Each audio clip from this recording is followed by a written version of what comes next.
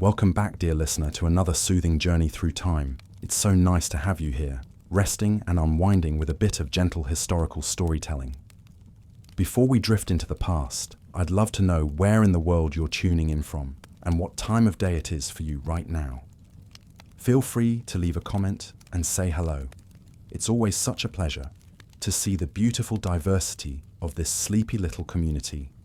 And if you're enjoying this soft-spoken style of history, do consider subscribing so you never miss a future tale to doze off to. Now let's begin our story, shall we? But slowly, gently, without hurry or haste.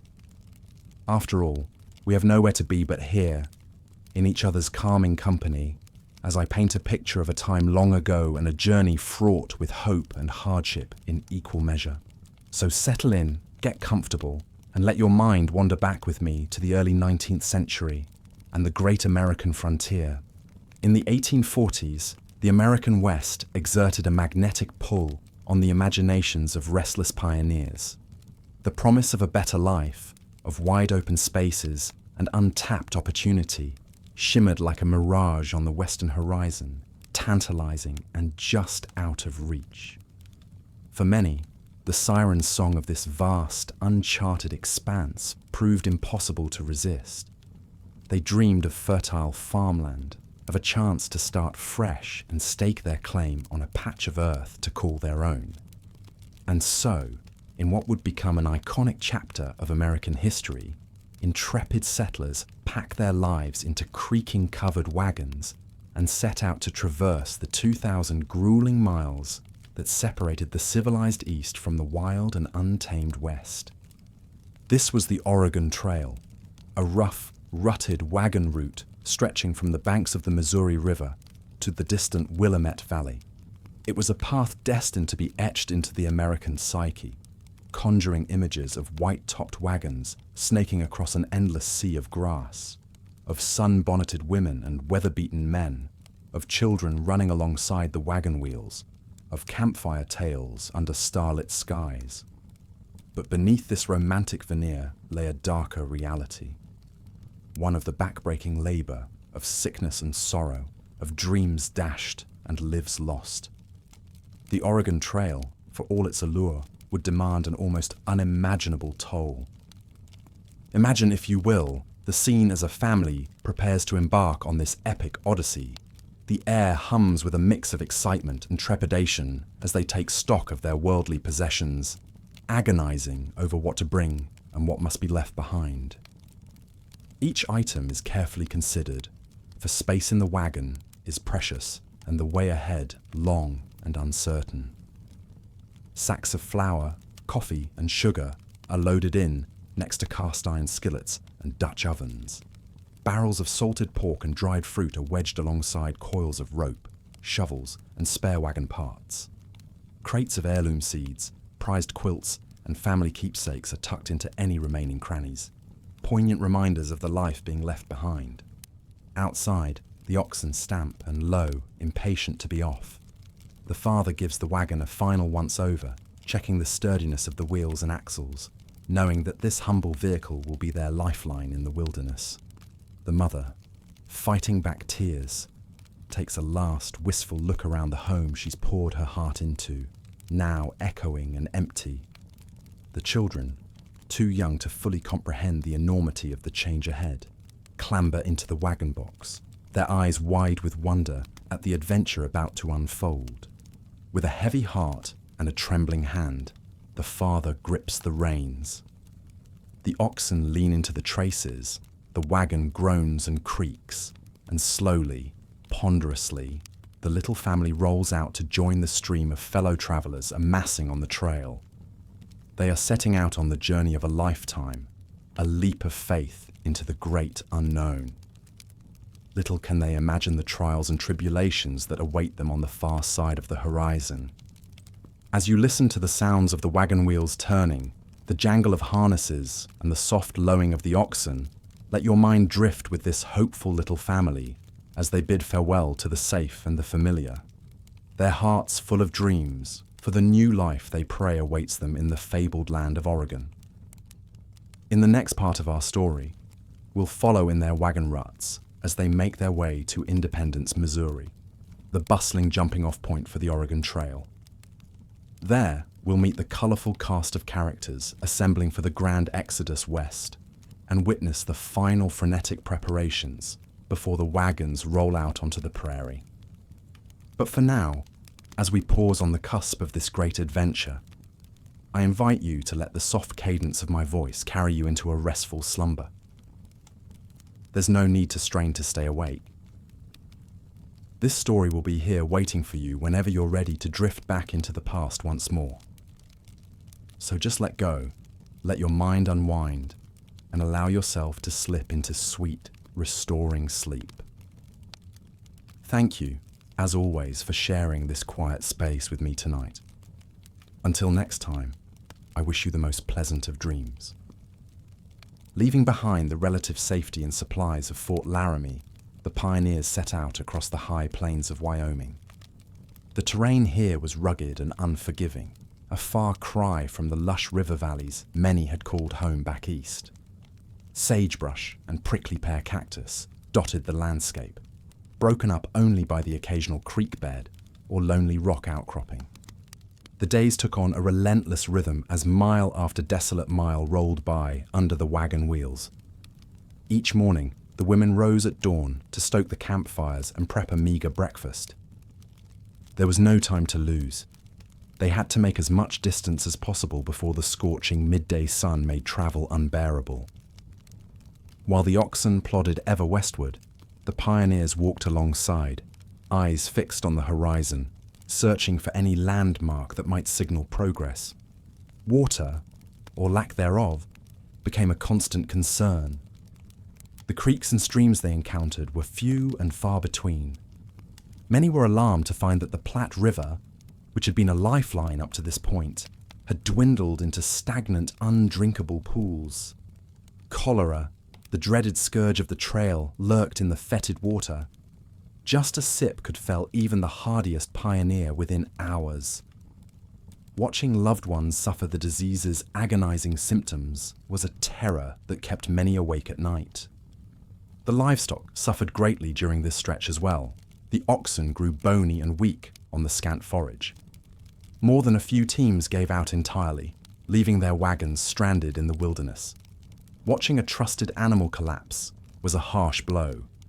For many families, their oxen, mules, and milk cows were almost like part of the family, bearing them faithfully toward a new life. Losing one felt like an ill omen of what might still lay ahead. As they struggled through the waterless expanse, some pioneers couldn't help but wonder if they had made a terrible mistake. Each day on the high plains seemed to bring a new trial, a new reason to despair. But they pressed on, mile after grueling mile, bound by grim necessity and a flicker of hope that something better waited beyond the western horizon.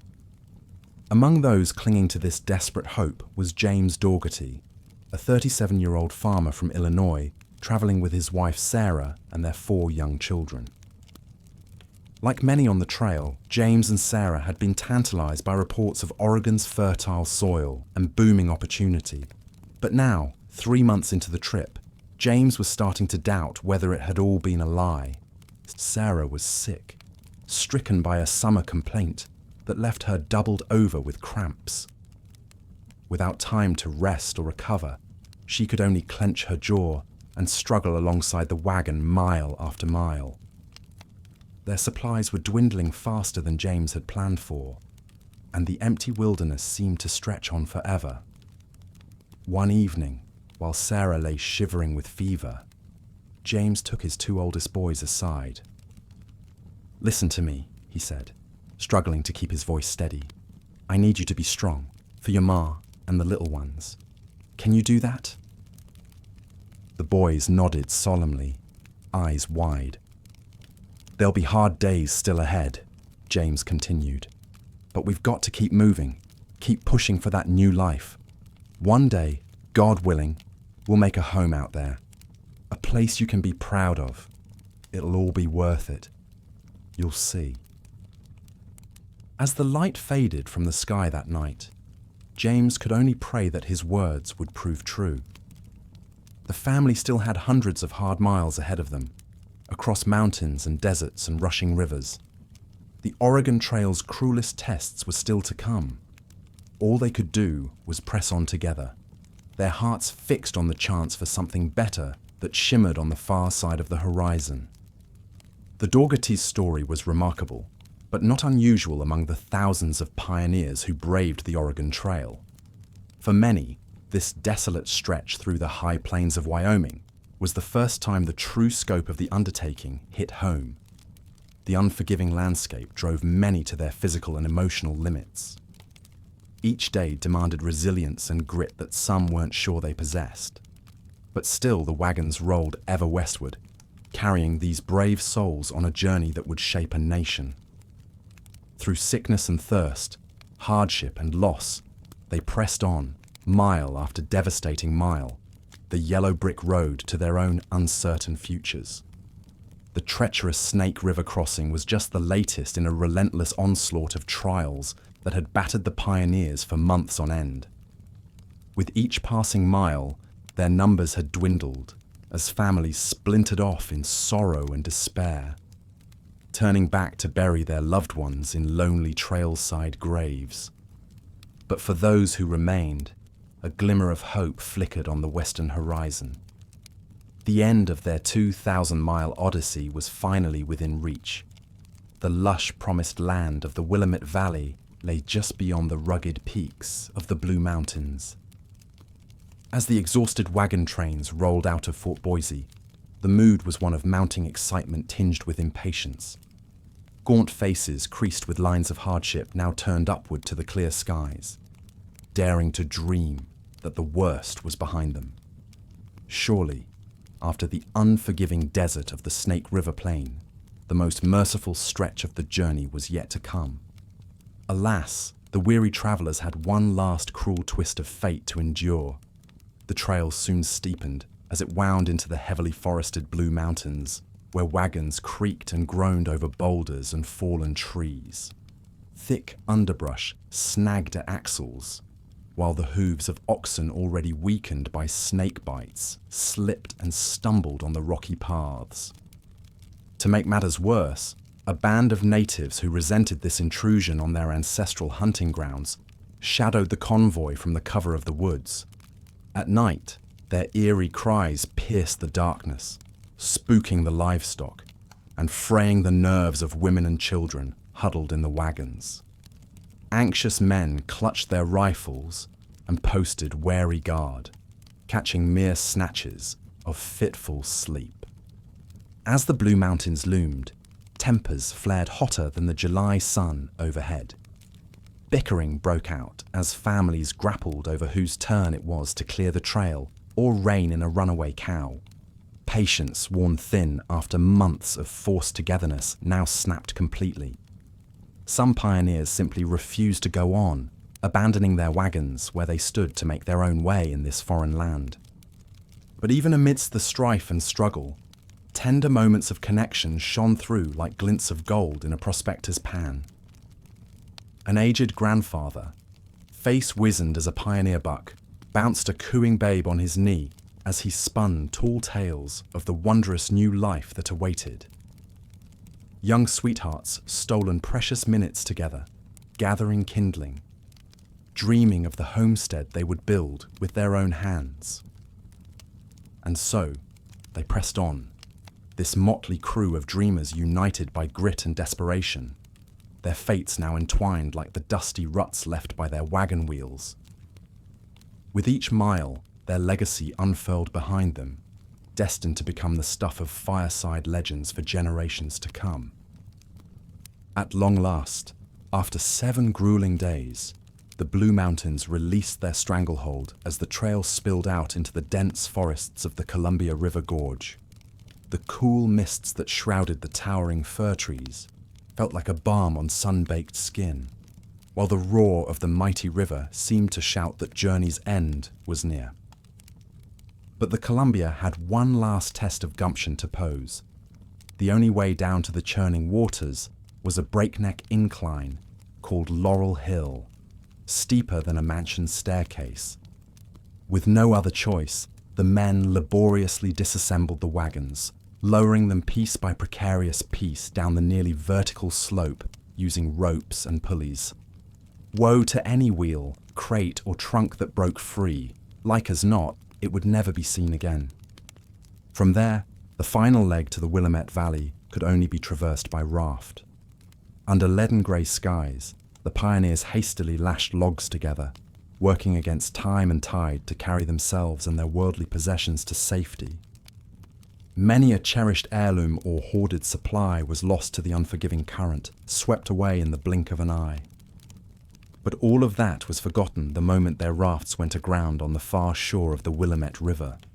As the haggard survivors clambered onto dry land, some sank to their knees in joyful prayer, while others wept and embraced, scarcely daring to believe their 2,000-mile trek was done at last. The Willamette Valley that greeted them was every bit the lush, promised land they had dreamed of during those long, cold nights on the plains.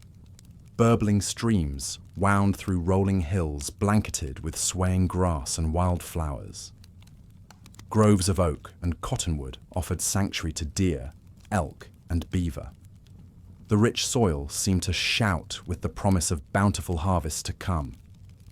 And yet, for all its abundance, this new Eden held its share of bittersweet endings. Families who had braved every hardship together now splintered off, staking claims in lonelier nooks and crannies of the valley. Covered wagons that had been mobile homes for half a year were put out to pasture, repurposed as storage sheds or chicken coops.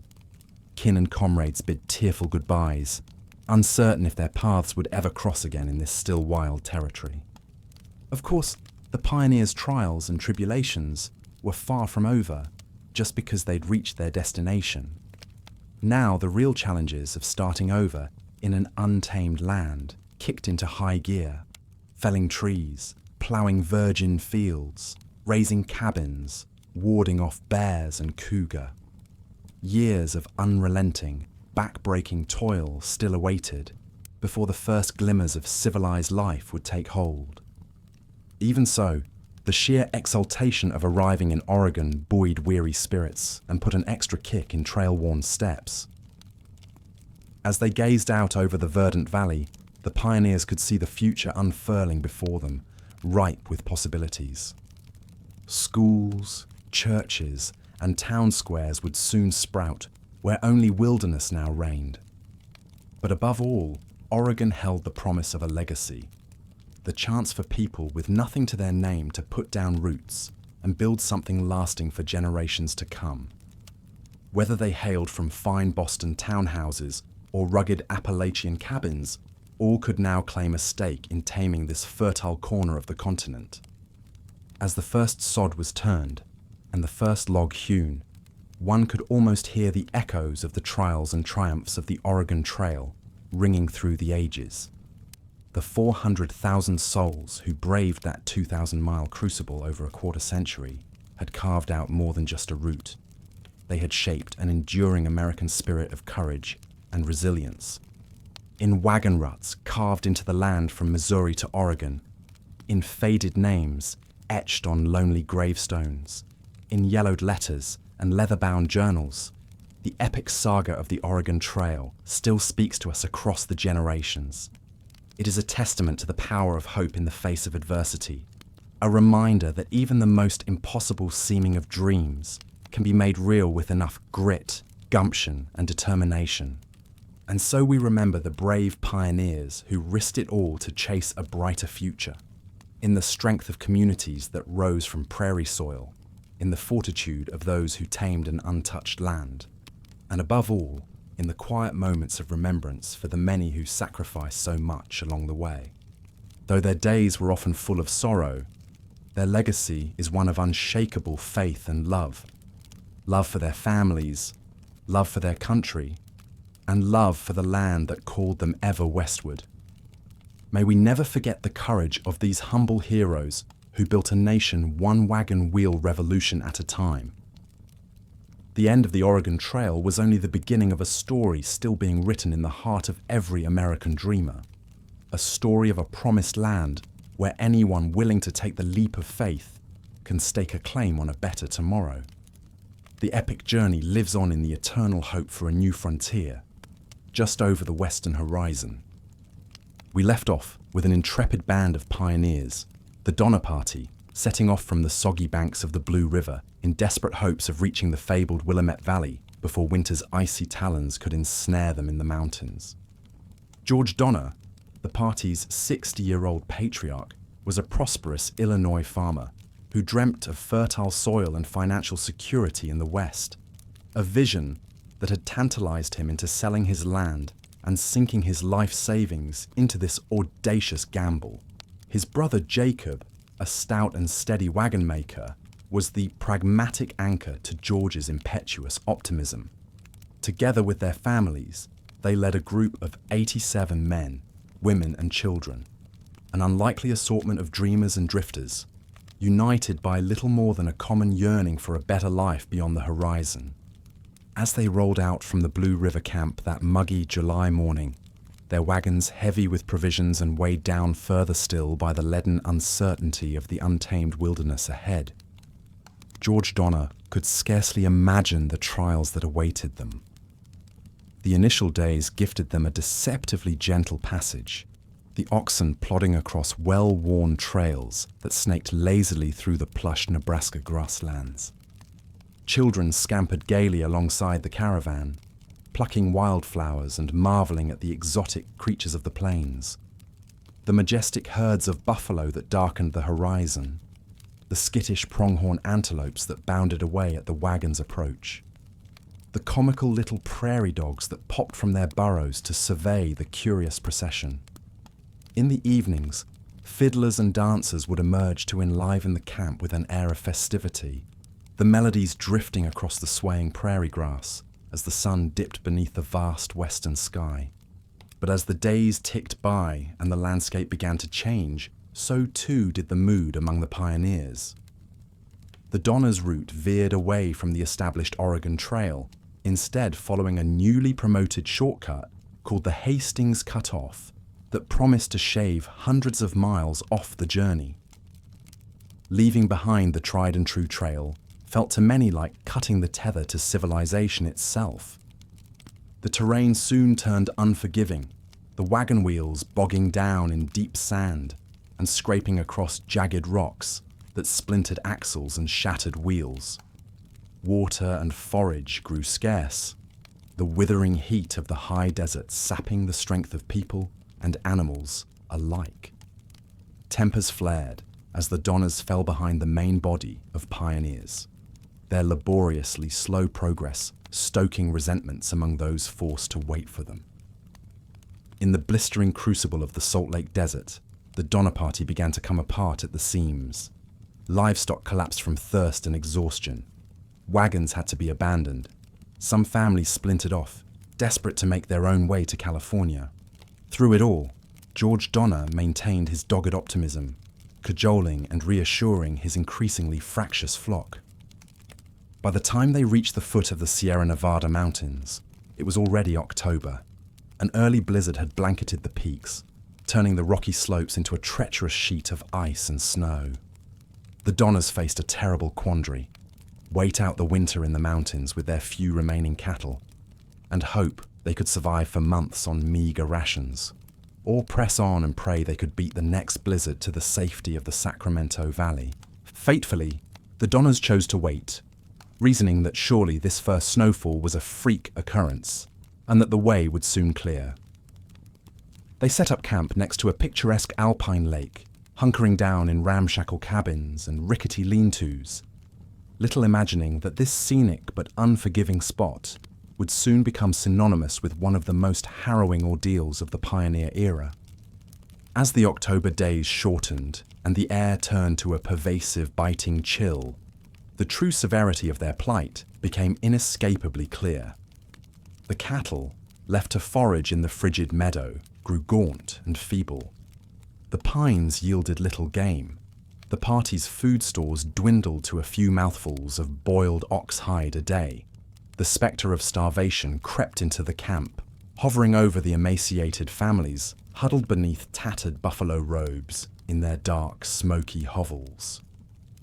It was a fate almost too chilling to contemplate, to come all this way, to uproot homes and risk everything, only to be frozen in this icy purgatory mere days from journey's end.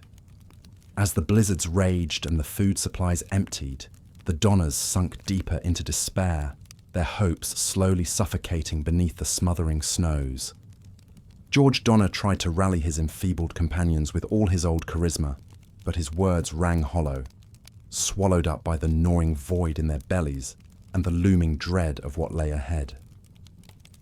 By Christmas, the first of the party had succumbed to hypothermia and malnourishment. More would follow in the weeks to come, their bodies laid out in the snow, stripped of their flesh by the ravenous survivors, the very last resort of the desperately starving. When a relief party from California finally battled its way through the towering snowdrifts to the camp in February, it was greeted by a scene of Gothic horror. Gaunt spectral figures with sunken eyes and tattered rags huddled around the pitiful remains of their comrades, looking more dead than alive. Of the 87 souls who'd begun the journey with such high hopes, only 48 staggered out from the camp that had become a frozen tomb for the rest. George Donner himself would not be among them. Bedridden and delirious, his frostbitten limbs ravaged by gangrene, he had urged his wife and children to leave him behind, to save themselves while they still had the strength. Racked with anguish, but knowing it was the only hope for her family, Tamsin Donner tearfully bid her husband a final farewell and set off into the blinding white wilderness, carrying her smallest daughter on her back. It was an end almost too heart-wrenching to contemplate. This man who had been the very picture of vitality and confidence, left to perish alone at the utmost extremity of the world, his dreams shattered, his name forever shadowed by tragedy. And yet in his last moments, as he gazed out at those majestic, merciless peaks with his fading sight, perhaps some small solace could be taken in knowing his sacrifice had bought his loved ones a chance at survival, that his life had been given for theirs on this brutal final passage to the promised land. The Donner Party's ordeal stands as a grim testament to the perils and costs of the westward migration.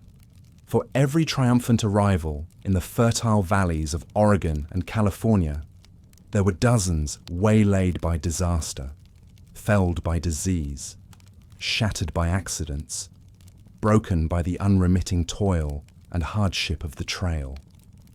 And yet still they came, year after year, these ordinary men and women galvanized by little more than grit and blind faith, chasing that eternal siren song of the frontier, that tantalizing promise of freedom and self-determination, dangling just beyond the far horizon. In their struggles, their small victories and crushing defeats, their joys and agonies, and all too human foibles, they carved the enduring myth of the American West, as much as they carved the ruts of the great overland trails. Today, we remember them not just for the miles they logged between the Missouri and the Pacific, but for the miles they logged in the soul of a young nation, propelling it forward, for good or ill, with each turn of a wagon wheel, each step into an unknown future. In the end, their legacy was not so much a trail to a new land, as a new understanding of the sheer, indomitable force of the human spirit. And though the long, sun-baked road they trod has long since faded back into the earth from which it sprang, the imprint they left on that grand communal odyssey we call the American experience shall never be extinguished. So let us pause for a moment, you and I, to pay quiet tribute to these emigrants of yesteryear, all those hopeful souls who dared to strike out for a distant promised land, guided by little more than the stars and their own unshakable belief in a better tomorrow. As we drift now into the welcome embrace of sleep, let our dreams wander back to a time when the West was still a vast and daunting mystery, and a journey of 2,000 miles began with that first fateful step. Good night, dear listener. May your wagon find smooth passage to whichever far horizon beckons.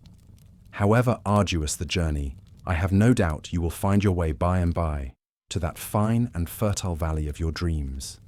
Till then, rest easy, take your comfort where you can, and believe, as the pioneers did, that a new day's dawn is never far away. A young boy, no more than 6 or 7, carefully steadies a stick against the side of his father's wagon wheel. With his tongue poking out in concentration, he uses his precious knife to whittle a point on the end, determined to craft a miniature version of the weapons he's seen the men carrying. At last, satisfied with his work, he scampers off to slash at the tall prairie grass, lost in an imaginary battle against natives and bandits. But his innocent game is short-lived. His mother's sharp call pierces the air, summoning him back to the small mountain of mending that needs doing, the little ones that need tending. With a sigh, the boy shoves his toy weapon through his belt and trudges back through the swaying grass. Such was life for the children of the trail. Brief bursts of play snatched between endless chores and responsibilities thrust upon them by necessity. Childhood was a flickering luxury, gone all too soon. Indeed, life on the Oregon Trail spared no one its harsh realities, not even the youngest pioneers. From the moment their families rolled out of independence, children were expected to shoulder their share of the back-breaking labor required to survive the 2,000-mile journey. No one was dead weight on the trail. Everyone pulled their weight, no matter how small. Young boys quickly learned to handle livestock, mend harnesses, gather firewood, and hunt small game to supplement the wagon's food stores. Little girls, some as young as 4 or 5, took on a heavy burden of domestic work, cooking, cleaning, washing, and looking after the infants and toddlers too small to help. Rarely did they have a moment to rest, let alone play. Even more heart-rending were the children that never made it to Oregon at all. The trail was a deadly place, and the young were some of its most vulnerable victims. Disease, accidents, and exhaustion cut short thousands of small lives over the trail's 25-year history.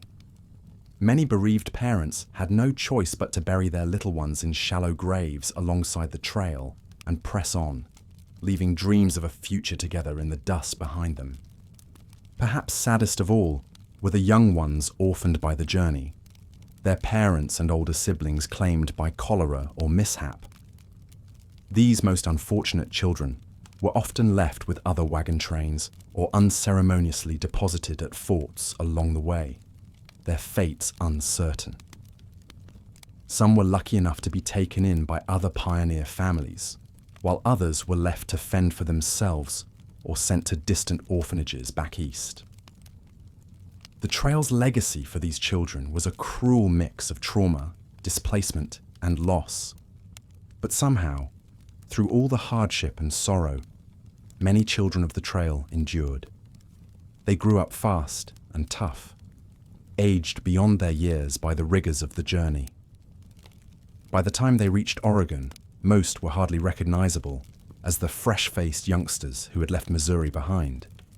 The trail had stolen their innocence, but gifted them with tenacity and grit they'd carry for the rest of their lives. In later years, many would look back on their pioneering childhoods with complicated emotions. Grief for lost loved ones and trials endured, but also pride in their family's strength and accomplishment.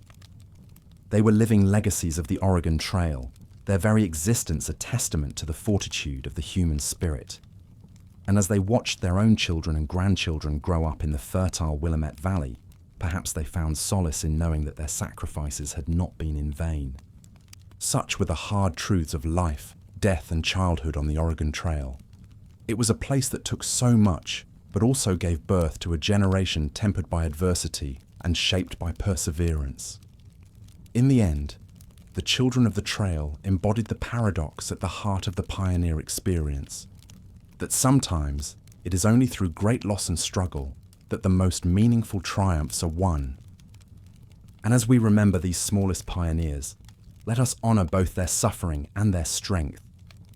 For in the face of all the trail took from them, they managed to carry the most precious cargo of all the long way to Oregon, the hope and resilience of youth unbroken against all odds.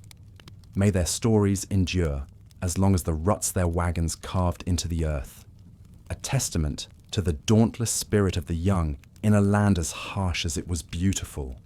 With each passing mile, the once robust herds of oxen, mules, and horses grew gaunter and weaker, their ribs jutting through hides stretched tight over angular frames.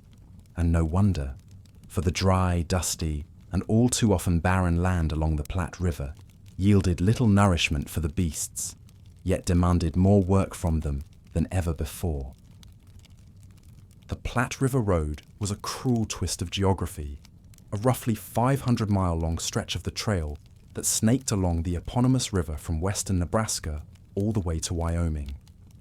Its proximity to the water source seemed a blessing at first, a constant companion for the parched and thirsty emigrants.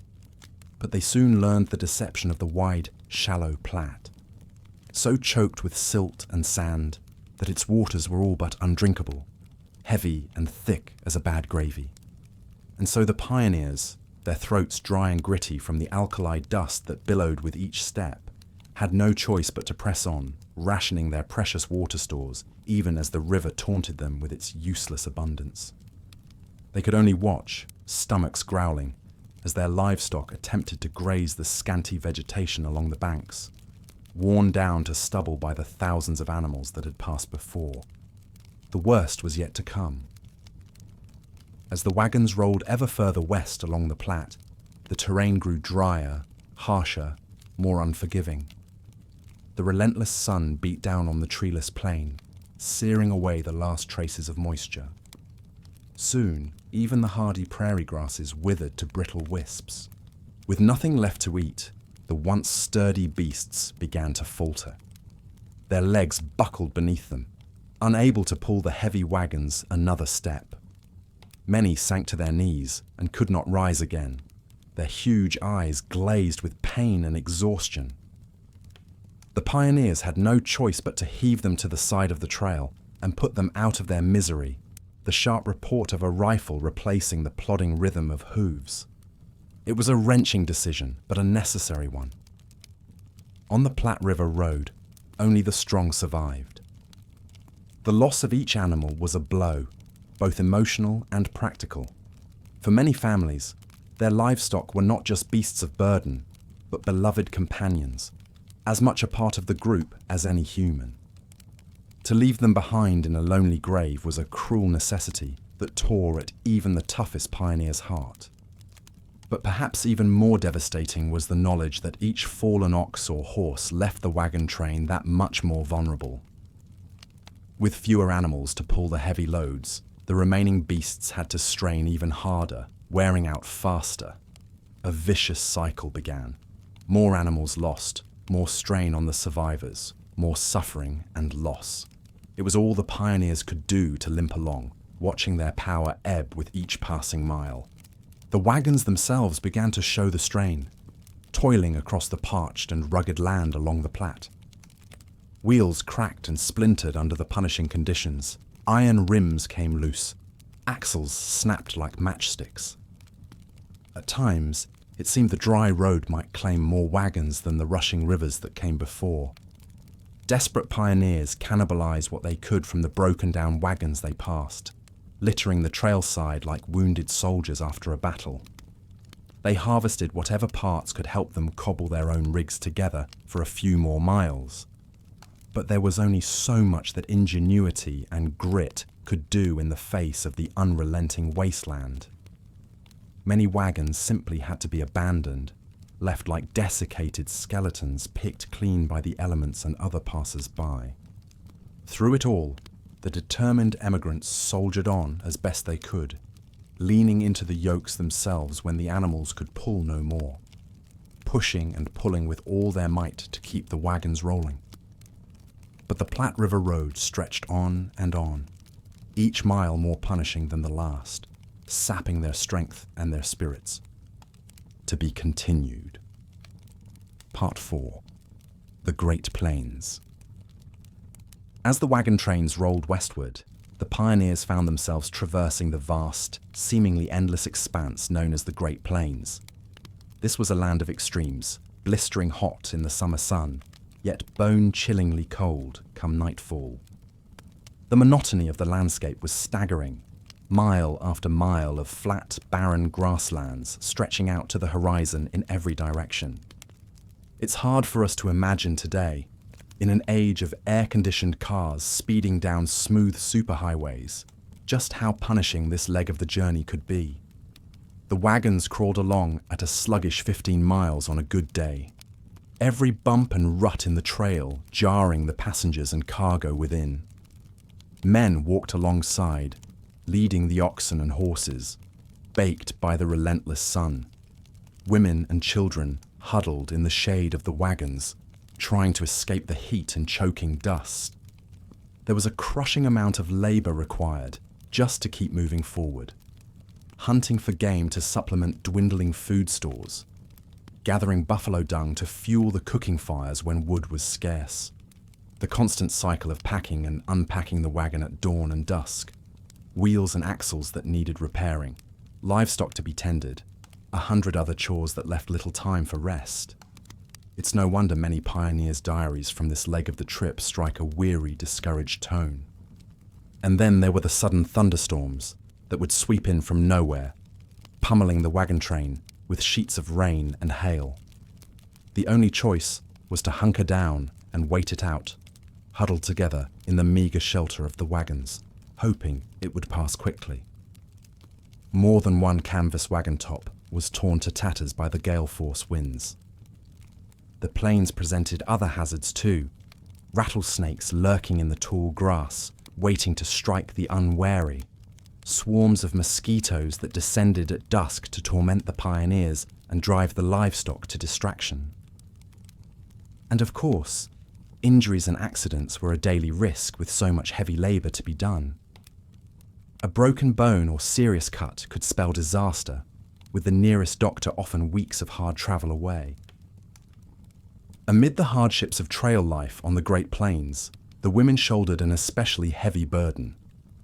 Their workload was immense, cooking what meals they could over open fires, mending clothes, caring for children, tending the sick, all while enduring the same physical hardships as the men. A stoic resilience was required just to face each grinding day. Margaret Reed, traveling with her husband and 4 young children, captures the exhaustion in her trail diary. "This is the most dismal day we have had, cloudy with the wind blowing and every appearance of rain. All day the wind was cold, and all were out of humour." On top of the dreary weather and biting cold, the Reed's wagon had broken down the previous day, making for slow going on the trail. For Margaret and countless other pioneer women, keeping the family clothed and fed was a Herculean task in the isolation of the plains. She goes on to write, "Williams killed a buffalo and brought it in tonight, but it was too late to get any good of it. Supper on short rations for many." Dressing game and cooking over a smoky fire was grueling work after a long day in the wagon, even if the men were successful on the hunt. Despite the backbreaking labor and daily hardships, Margaret and women like her found the strength to keep going, mile after dusty mile. There was no turning back now, with so much distance already behind them.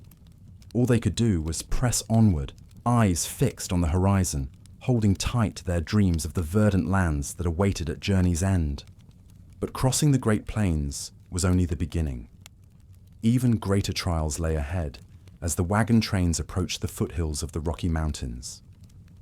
Ahead lay towering granite peaks and plunging river gorges that would test these pioneers' courage like never before. Part 5. Buffalo and Native American Encounters.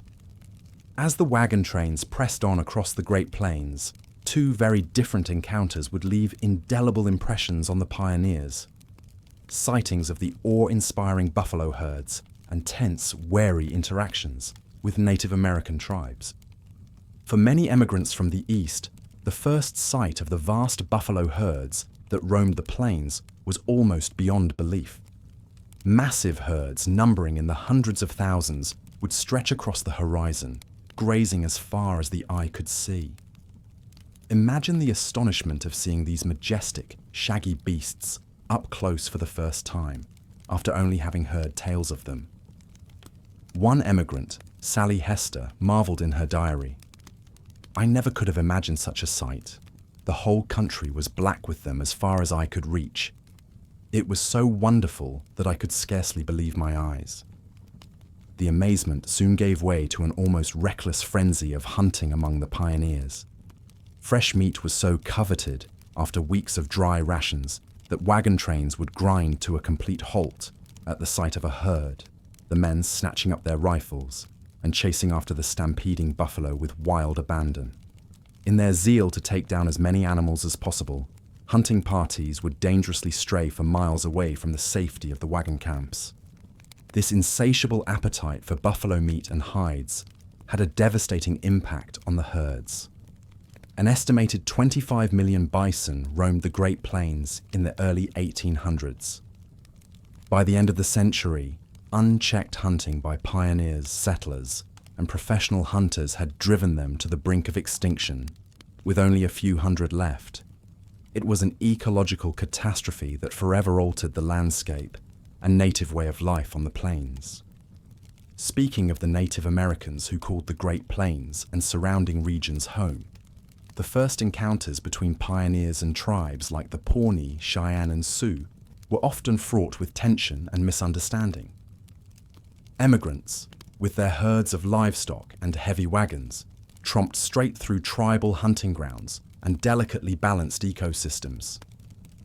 Language barriers and cultural differences made communication difficult, leading to a general atmosphere of unease and mistrust.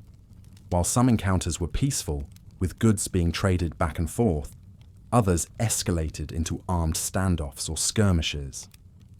One particularly tragic misunderstanding occurred near the Platte River in Nebraska in 1846. An old Sioux chief named Eagle Head approached a wagon train to trade for tobacco. In his nervousness at approaching the wagon, Eagle Head kept one hand concealed under his blanket.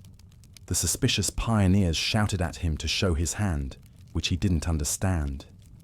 In the tense confusion, someone opened fire, shooting Eagle Head dead on the spot. It was a needless act of violence born out of fear and miscommunication.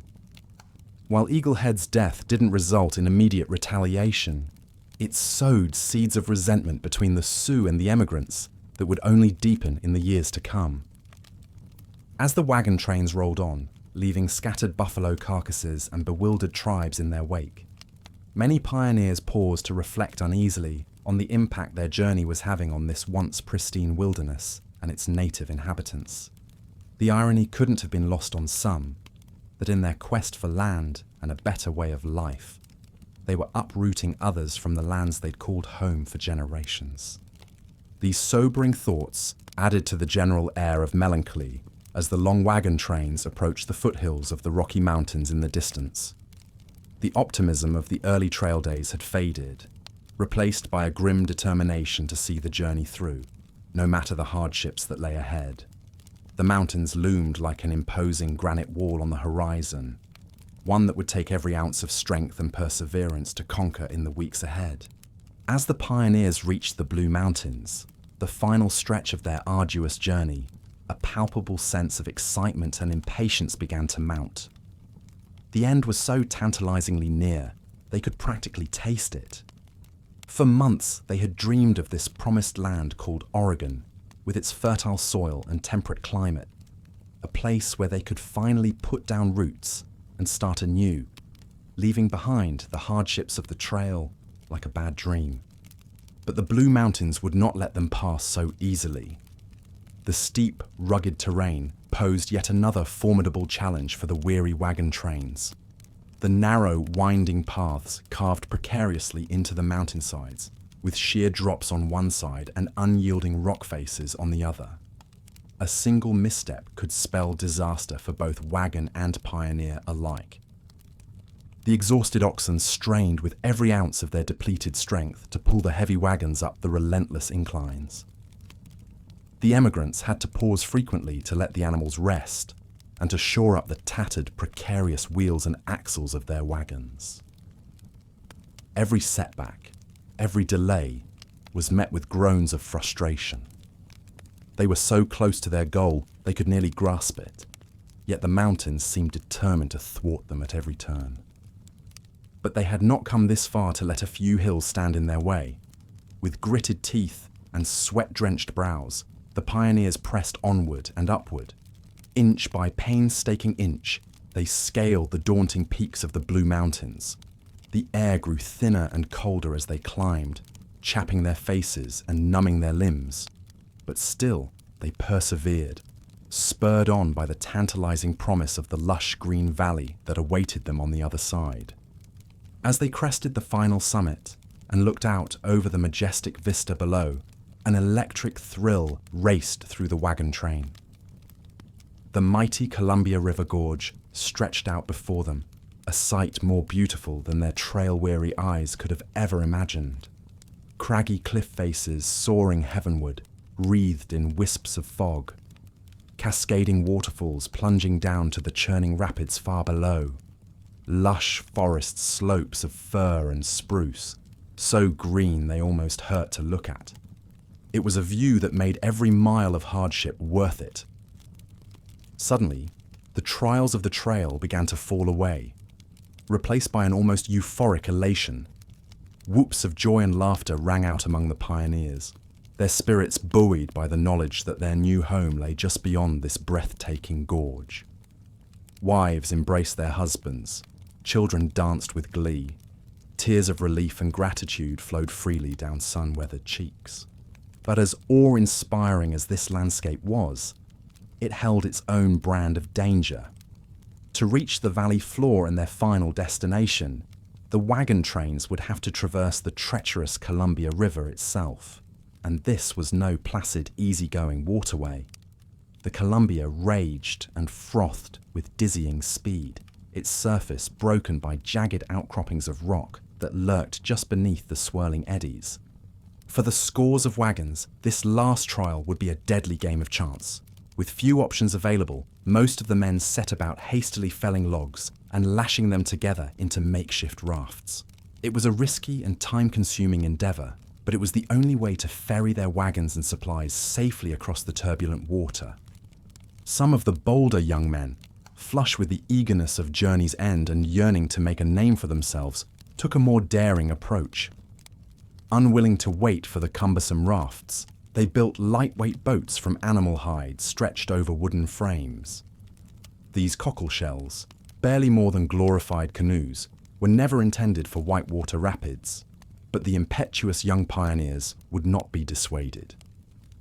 With their hearts in their throats, wives and mothers watched as these brave and foolhardy souls cast themselves upon the mercy of the raging Columbia. The frail crafts bobbed and spun like corks in the frothing current, tossed about by the relentless dips and swells. One moment, the boats would crest a towering wave and hang suspended. The next, they would plunge into the watery abyss, vanishing from sight.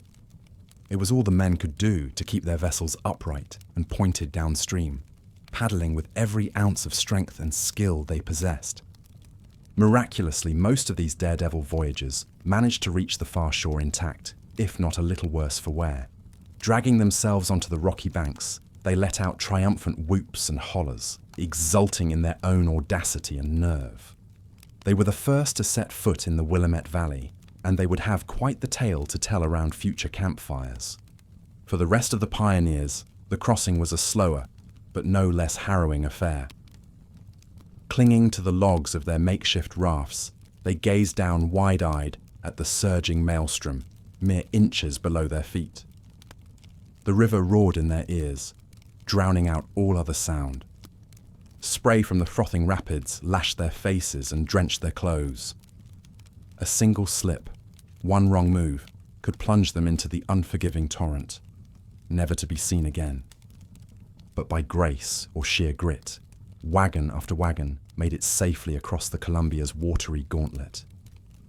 As the last wheels rolled up onto dry land, an almost disbelieving silence fell over the pioneers.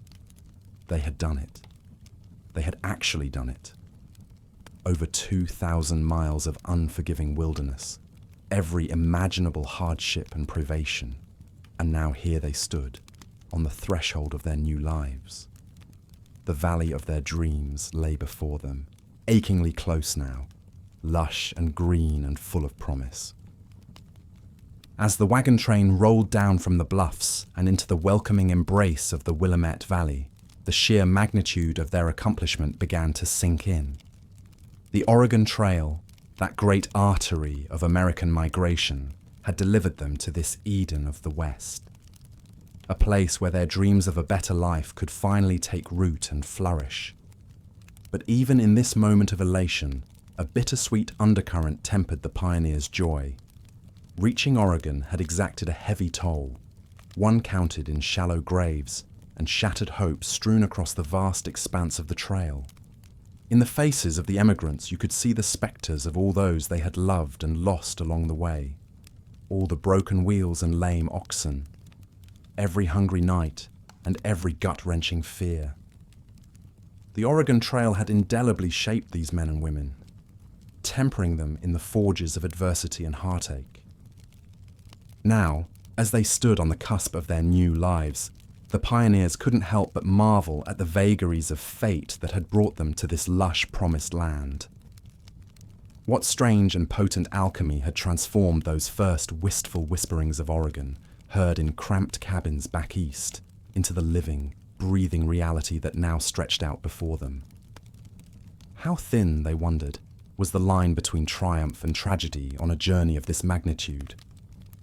No one knew for certain what the future would hold, here in this raw and untamed wilderness.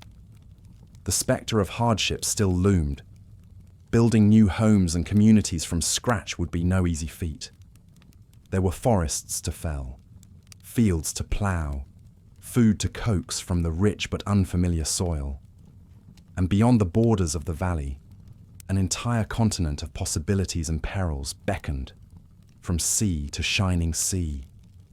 But for now, as the sun dipped low over the forested hills and painted the vast Oregon sky in dazzling pinks and golds, the pioneers let themselves savor this hard-won moment of triumph.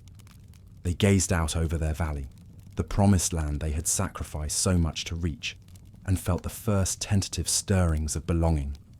Here, 1,000 miles from everything they had ever known, these trailblazers dared to imagine that they might finally make a home. Their wagon ruts stretched out behind them, carved into the rich black earth as far as the eye could see. A testament to the indomitable spirit that had carried them through the crucible of the Oregon Trail, forging the very bedrock of the American character. And though the hardships were far from over, the pioneers now faced them with the knowledge that they had stared down the worst this vast continent could throw at them, and emerged triumphant on the other side. As darkness fell over the Willamette Valley, the bone-weary emigrants closed their eyes and let the soft sounds of the new land lull them to a dreamless sleep. Tomorrow would bring its own challenges, as all tomorrows do. But for tonight, cradled in the emerald embrace of Oregon, they slept the sleep of the victorious. The Oregon Trail had yielded its hard-won prize at last. After the celebratory rush of arriving in the Willamette Valley had worn off, the newly minted Oregonians found themselves facing the stark realities of starting over in an unfamiliar land. With their rickety wagons finally at rest and their weary oxen put out to pasture, it was time to build a new life from the ground up. For most pioneers, the provisions that remained after their arduous journey were meager at best. The once full barrels and sacks had slowly dwindled down to crumbs over the long months on the trail. Treasured heirlooms and furniture, deemed too burdensome to carry, had been cast aside along the way, littering the trail behind them like a breadcrumb path of abandoned memories. They stood now in this lush valley with little more than the tattered clothes on their backs, a few head of livestock, and whatever tools and supplies managed to weather the punishing 2,000-mile journey intact. With no general stores or settlements to speak of, these early Oregonians had to rely on their own ingenuity and resourcefulness to get by. the first order of business was putting a roof over their heads. Fortunately, the Willamette Valley's abundant forests provided ample timber for building. Using crude hand saws and axes, men would work together to fell towering Douglas firs and shape them into sturdy logs for cabin walls. Women and children would mix clay and straw to fill the chinks between logs, creating a rustic but snug shelter from the elements. Of course, constructing a cabin was only half the battle. With no corner grocers or bustling markets to be found, pioneers had to quickly learn how to eke sustenance from this strange new land. Hunting and fishing provided much-needed protein, with elk, deer, and salmon proving both plentiful and delicious. But a diet of wild game alone could not sustain a growing community. Turning their attention to the rich soil beneath their feet, Oregon's new residents began the back-breaking work of creating farms and gardens from scratch. Plows, having been too heavy and unwieldy to carry in the wagons, were often fashioned from the curved roots of oak trees. Dragged behind a sturdy mule or ox, these rudimentary plows would break up the fertile ground, preparing it for precious seeds brought all the way from Missouri. Wheat, corn, and potatoes were among the first crops sown, promising a bountiful harvest to fill hungry bellies. But as any farmer knows, a crop is only as good as the hands that tend it. From sunup to sundown, pioneers could be found bent over their neat rows of sprouting plants, pulling weeds, shooing away pests, and carefully irrigating from nearby streams. It was a far cry from the bustling city lives many had known back east. But there was a certain peace and pride to be found in coaxing sustenance from the earth with one's own two hands. As the seasons changed and the first crops were brought in, the Willamette Valley began to transform from a wild frontier to a burgeoning agricultural community. Neighbors came together to share in the harvest, trading bushels of wheat for barrels of apples or sacks of potatoes. What had once been a motley collection of strangers thrown together by the trials of the trail now began to resemble something like a true village, bound by the common threads of hard work, self-sufficiency, and an unshakable determination to succeed in this new land. But even as life took on a semblance of normalcy and routine, the spectre of the Oregon Trail still loomed large in the hearts and minds of these pioneers. The memories of those harrowing river crossings, the loved ones lost to cholera and snake bites, the sheer grit and resilience it took to walk 2,000 miles into the unknown. These were not easily forgotten. The trail had shaped them, tested them, and ultimately delivered them to this new life. But the scars it left behind would last a lifetime. Perhaps that is why, even as the years went on and the Willamette Valley grew into a thriving hub of commerce and culture, the pioneers never lost their sense of pride and kinship with one another. They had endured the unimaginable together, and that bond could never be broken. When they gathered around communal fires to swap stories and songs, the tales of the Oregon Trail were always the most requested. The younger generation would listen in rapt attention as their elders recounted the perils and triumphs of that epic journey, their eyes growing wide with a mixture of awe and disbelief. In many ways, the Oregon Trail never really ended for those who traveled it. It lived on in the calluses of their hands, the aches in their joints, the bittersweet memories of all they had gained and lost along the way. And as the wagon ruts slowly faded back into the earth, overgrown with wildflowers and tall grasses, the legacy of the trail endured in the hearts and minds of the people who had braved its challenges. Today, the Oregon Trail is remembered as a defining moment in American history, a testament to the strength and resilience of the human spirit. The pioneers who traveled its rugged path were ordinary people with extraordinary dreams, willing to risk everything for the chance at a better life. Their stories continue to inspire and humble us, reminding us of the incredible feats that can be accomplished through sheer grit and determination. In a world where we can cross the country in a matter of hours, it's easy to forget the monumental challenges our ancestors faced in settling this vast land. The Oregon Trail stands as a powerful reminder of the sacrifices and struggles that shaped our nation, and the indomitable spirit that has always defined the American people. As we lay our heads down to sleep tonight, let us spare a thought for those brave pioneers who came before us. Their legacy lives on in the cities and towns they founded, the farms and orchards they planted, and the enduring spirit of resilience and determination they bequeath to us all. And though the Oregon Trail may be but a memory now, its impact on our history and our national character will endure for generations to come. So let us close our eyes and drift off to sleep, content in the knowledge that we are the heirs to a rich and remarkable history. A history of ordinary people who did extraordinary things, who faced the unknown with courage and conviction, and who forever changed the course of a nation. The Oregon Trail may have been brutal, but it was also a testament to the best of what makes us human: our capacity for hope, for perseverance, and for dreaming of a better tomorrow, no matter how arduous the journey may be.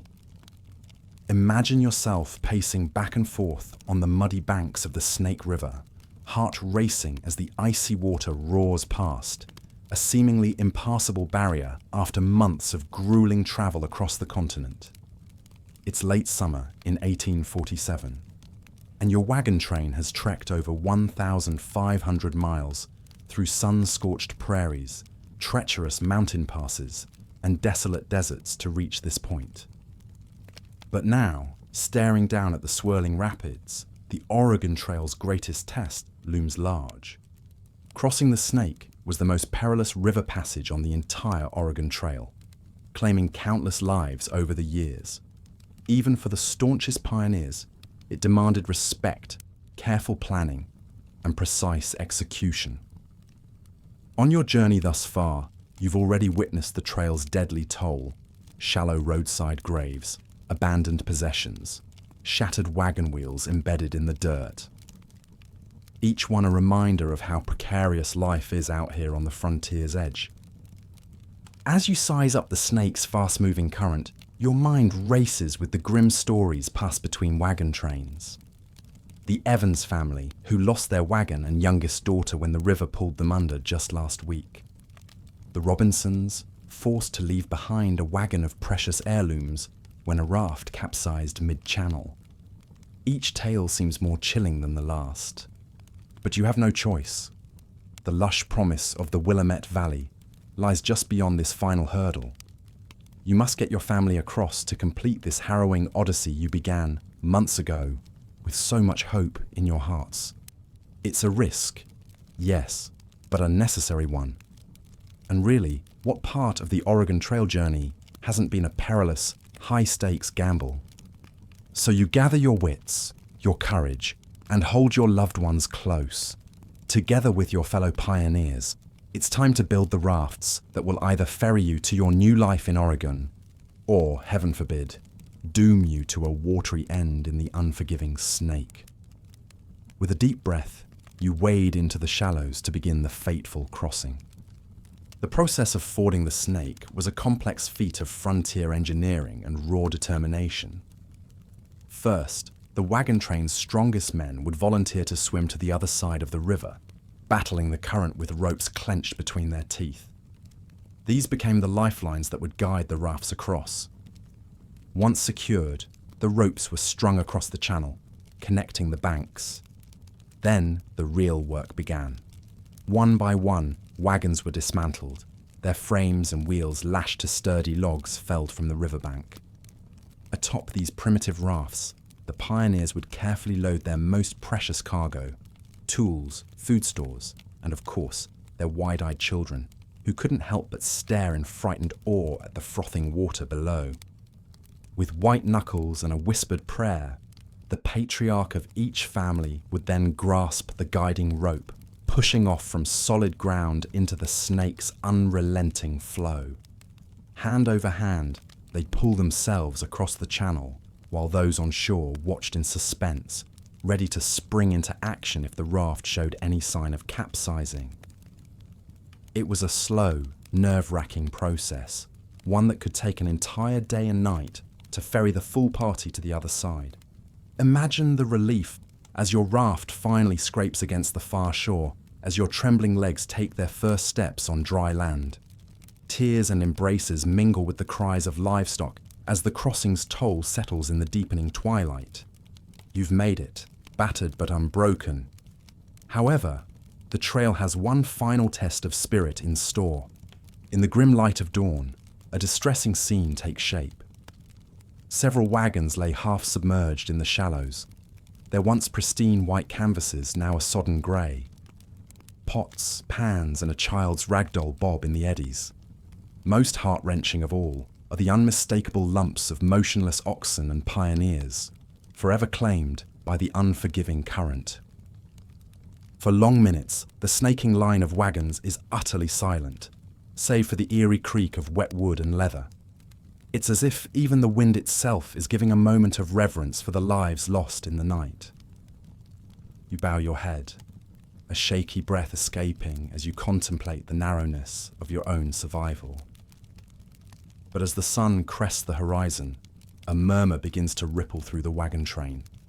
Slowly, painfully, the survivors stir back to life, mechanically beginning the now familiar routine of breaking camp, repacking supplies and rehitching teams. For a tragedy on the trail, no matter how gutting, does not grant the luxury of time to grieve. The Willamette Valley is close, achingly close, and winter waits for no one. The fallen will be mourned, but the journey must go on. So as the train lurches back into motion, you spare a final glance at the glittering waters of the Snake, at once beautiful and terrible. In a strange way, you realize the river crossing was a fitting metaphor for the entirety of the Oregon Trail experience. A plunge into uncertainty, a fight against nature's implacable forces, a trial that demands all of your courage and resilience to overcome. But overcome it you have, and now the promised land lies within reach. The months of preparation in independence, the searing heat of the Nebraska plains, the dizzying heights of the Rockies, the dust of the Platte River Road. It has all led to this moment. As the Snake River disappears behind a bend, you square your shoulders and set your sights firmly westward. The Oregon Trail has taken much, but at long last, it will give much in return. A new life, a new home, a future as wide and untamed as the frontier itself. So onward you roll to embrace the hope that lies just over the next horizon. The days after the Snake River crossing pass in a determined blur, the land around you shifting and changing as you wind your way through the rugged expanse of the Blue Mountains. Gone are the barren alkali flats and dusty sagebrush plains of the previous weeks. Now you find yourself enveloped by the sweet scent of pine and the soft babble of clear-running streams. It's as if the very landscape is heralding your arrival in the fabled Oregon country. As you crest the final pass, an audible gasp ripples through the wagon train. There, stretching out before you like a verdant quilt, is the Willamette Valley in all its lush splendor. Rolling hills of emerald grass, majestic stands of Douglas fir, the glittering ribbon of the Willamette River winding through it all. It's a sight that brings tears to even the most stoic pioneer's eyes. After months of toil, hardship, and heartbreak, you've finally made it to the promised land. But as you begin the descent into the valley, the elation is tempered by a bittersweet realization. Yes, you've reached Oregon, but the challenges are far from over. The land may be fertile and bountiful, but it is also raw, untamed, and utterly unfamiliar. Building a new life here will require every ounce of grit and determination that got you through the trials of the trail. As the wagon train makes camp that night, the mood is a mix of joy, relief, and trepidation. Families huddle around flickering campfires, their faces illuminated by the dancing flames as they contemplate the uncertain future ahead. You overhear snatches of conversation, plans for land claims, the best spots for a cabin, what crops to plant come spring. But beneath the practicalities, there's an undercurrent of vulnerability, a sense of being unmoored in this strange new world. You feel it yourself as you sit with your own family beneath the star-strewn Oregon sky. The journey has changed all of you, in ways both tangible and ineffable. Your hands are calloused, your face weathered, your eyes older than your years. But more than that, the trail has forged an unbreakable bond between you, a shared history of triumph and tragedy that will forever tie you together. As you gaze out over the slumbering valley, you can't help but reflect on the incredible journey that brought you here. The lure of the frontier, the leap of faith in independence, the grueling slog across half a continent. It all led to this moment, this place, this new beginning. The Oregon Trail, in all its brutal glory, has shaped you, challenged you, and ultimately delivered you to the land of your dreams. But as you drift off to sleep that night, your last thoughts are not of the trail behind you, but of the road ahead. For tomorrow, the real work begins. The work of putting down roots, of building a community, of carving out a life in this untamed wilderness. It will be hard, yes. There will be setbacks and struggles, just as there were on the trail. But you know now that you have the strength, the resilience, to weather whatever comes. And so, as the embers of your campfire slowly fade to ash, you allow yourself to dream of the future, of golden waves of wheat rippling in the breeze, of a snug cabin filled with laughter and love, of generations to come who will call this valley home. The Oregon Trail has given you this chance, this beautiful blank slate, and you intend to make the most of it. In the morning, as the sun rises over the misty hills, you and your fellow pioneers will take your first steps into this new chapter. The wagon ruts may fade with time, but the legacy of the Oregon Trail will live on in the towns and cities that will soon sprout from this fertile soil. It will live on in the stories passed down through generations, tales of courage and sacrifice, of ordinary people who dared to risk everything for a dream. And it will live on in you, in the quiet strength and unshakable spirit that the trail has forged within you. For you are an Oregon pioneer now, tempered by the challenges of the frontier, ready to embrace all the possibilities that this new land has to offer. The Oregon Trail has left its mark on you, and now it's your turn to leave your mark on Oregon. As the first rays of dawn illuminate the valley, you rise to face the new day and the new life that awaits. With a deep breath and a heart full of hope, you set about the task of turning this rugged wilderness into a home. It's the start of a new journey, one that will be filled with its own trials and triumphs. But you are ready, thanks to the lessons of the trail, ready to build, to grow, to thrive in this place you fought so hard to reach. So let history remember the Oregon Trail, not just as a path, but as a crucible, a gauntlet that tested the mettle of a generation, and in doing so, shaped the very spirit of the American West. From the muddy banks of the Missouri to the emerald hills of the Willamette, this iconic journey has left an indelible mark on the landscape and the soul of a nation. And as you stand there in the golden light of an Oregon morning, you know that you too are part of that legacy, a living testament to the power of perseverance, the strength of the human spirit, and the enduring promise of the American dream. The Oregon Trail may be behind you, but its lessons, its memories, its impact, those will stay with you always, as constant as the Western Star that guided you here. So let us end our journey through history here, with you poised on the brink of a new adventure in a new land. For the story of the Oregon Trail is not just a tale of the past, but a living, breathing part of who we are as a people. A reminder of the challenges we've overcome, the dreams we've chased, and the unbreakable spirit that defines us. And as we drift off to sleep, Let the echoes of this incredible journey follow us into our dreams.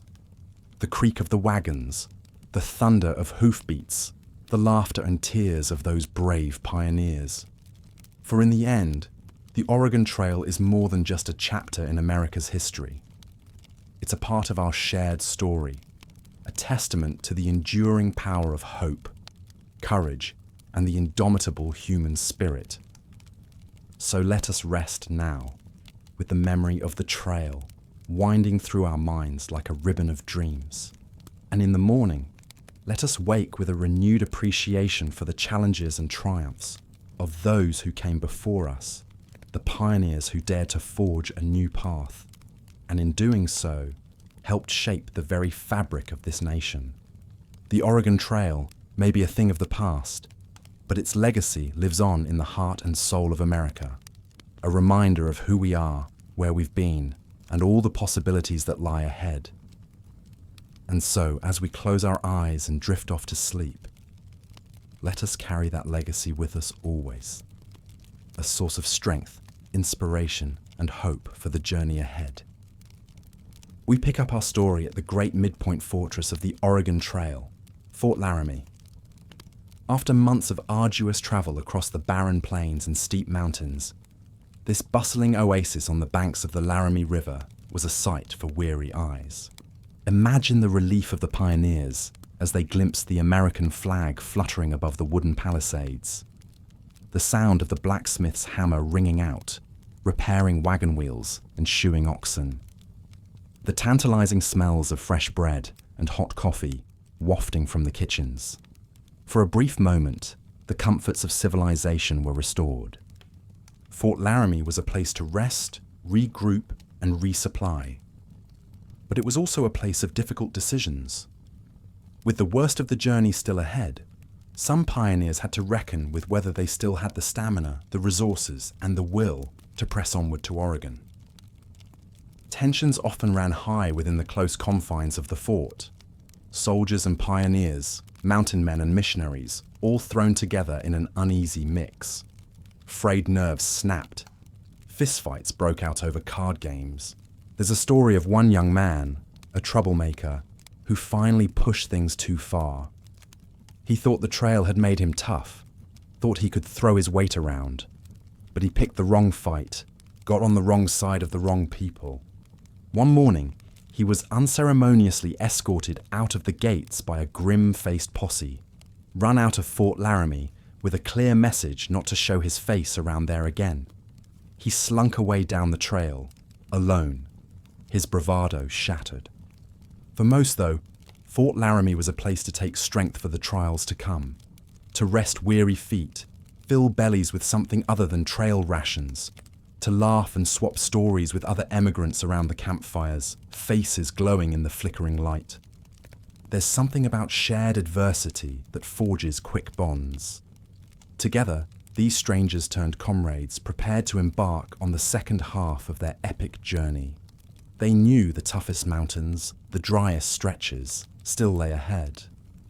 But in that brief pause, that momentary reprieve at Fort Laramie, their hope was rekindled.